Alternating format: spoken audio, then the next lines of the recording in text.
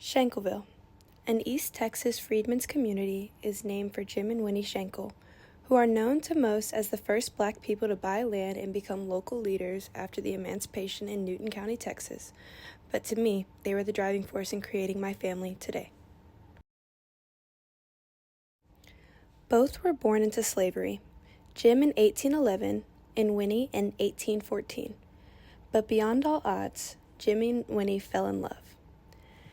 After Winnie and her 3 children were sold to a Texan with Jim left behind, he ran from his Mississippi owners and traveled by night, looking for Winnie.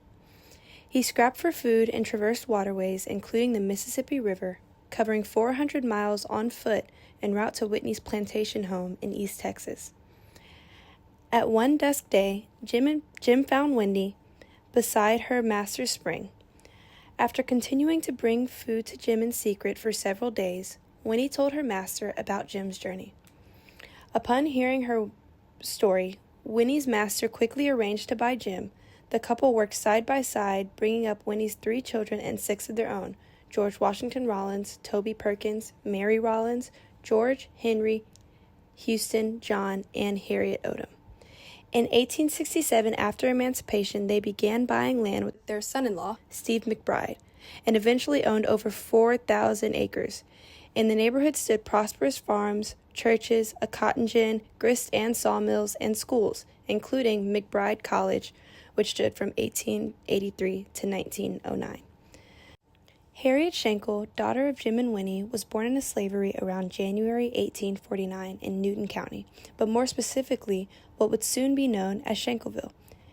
Harriet grew up later to live a life post-emancipation with her husband Joseph Odom and their 7 beautiful children: James, Gibson, Medora, Alicia, Leroy, Dosia, and Aura. While they lived a beautiful life, it wasn't always that easy. Even throughout the Civil War, Texas was a Confederate slave-owning state that was proud of what they believed in, so much to the point that during the wartime, they housed a Confederate quartermaster depot right there in Jasper. This hatred was not something that would be erased by emancipation, but they remained, and it's here that their son James would later meet his wife, Roxy Brooks. Jimmy James Odom, born August 1868, grew up in a free Texas. And with these newfound liberties, he built his family on the Shankleville land that his grandparents acquired. This was the next step in building our long-lasting legacy, and he took it. He did this with his wife, Roxy Brooks Odom, born May 1873 in the neighboring county of Sabine.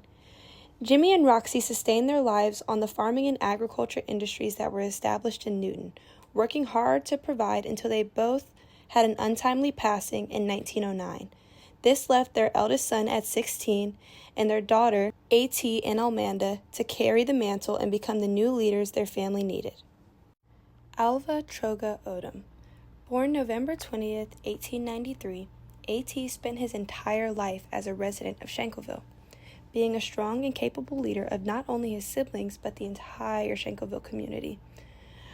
When told he was meant to raise himself along with his siblings, A.T. made the decision to drop out of school and begin working as a contract carpenter, where he built schools, houses, and churches in the community. During his life, he served Mount Hope Baptist Church as a deacon for over 50 years and worked as an entrepreneurial farmer as well as a storekeeper with his wife, Addie Jane Lewis, who was born September 22, 1893, to Jesse Gatelin Lewis and John Wesley Lewis. Addie grew up to be a matriarch in the community, from serving as the president of the Sabine Valley District Women's Convention to driving the local school bus for a number of her years.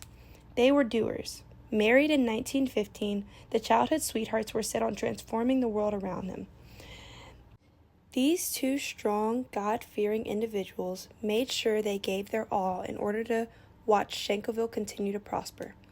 In an effort to preserve the history and culture that is Shankleville, Texas, A.T. spearheaded the effort to erect the Shankleville Community Historical Marker. Having a rich and flourishing black community in Texas was a rarity at the time, especially when neighboring regions harbored such horrible violence, such as the racist deaths of Troy Lee Starling, Loyal Gardner Jr., and Kenneth Hambone Simpson, who were all killed by white supremacist groups in Hemp Hill, Texas, not far from Newton. Despite these factors, A.T. and Addie went on to have 8 children, one being my great-grandfather.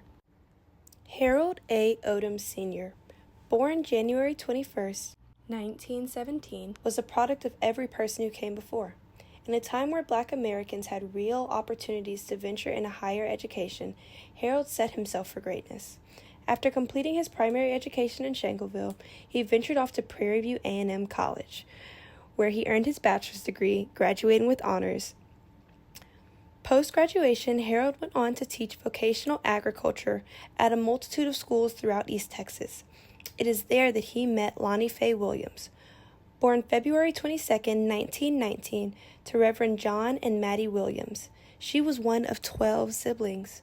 Raised in Milano, Texas, she earned her degree at Paul Quinn College. When Harold and Lonnie were married, they did as all Odoms did and made waves, with Lonnie being a founding member of the Fort Worth Jack and Jill chapter, becoming one of the first Black postal workers in Tarrant County, and operating her own flower shop, and Harold owning his own accounting service, being one of the first ranking members in the mayor's human relations community, as well as being a member of the NAACP. They were a force to be reckoned with, especially in a still so heavily divided Texas, which was exemplified by the Ridgely Wall, a division that separated low-class minority communities from the high-class white ones. Harold Odom Sr., on the mayor's relations community, was an active voice in the structure's dismantling in the 1960s. When they weren't cementing their legacies, though, they were building a family, giving birth to 3 healthy sons, twins Ronald and Donald Odom, and my grandfather. Harold Odom Jr., born November 7, 1942, in Tyler, Texas, to Lonnie and Harold Sr., which, if you've been listening at all, had huge shoes to fill. But my grandfather did just that. Graduating from Paul L. Dunbar High School in Texas, Harold Jr. took to Morehouse College in Atlanta, Georgia, during the September of 1960, where he found himself often involved in organized sit-ins and protests.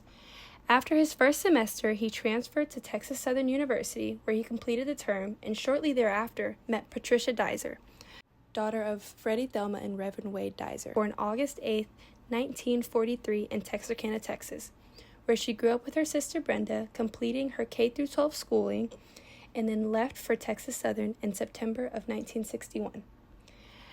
After dating for 2 years, they later eloped and had their first child, Harold Odom III. And while my grandmother continued to grow and nurture their family, as well as be crowned as Queen of the House of the Lords in her spare time, my grandfather went on to become the student body president for TSU, as well as a member of the fraternity Alpha Phi Alpha Incorporated, before graduating in 1965. Post-graduation, Harold and Patricia lived in the CUNY Homes, South Park, and Friendswood, where he worked at Foley's as a member of the management training program, worked under Humble Oil, which is now known as Exxon, and would later transition into the construction industry, where he worked under U.S. Homes and later General Homes. At this stage in their lives, Pat and Harold, along with their 3 kids, Al, Robin, and Andrea, became one of the first Black families to move into what we know as Quail Valley, Missouri City. It is here that Harold and Patricia would grow their family into what it is today.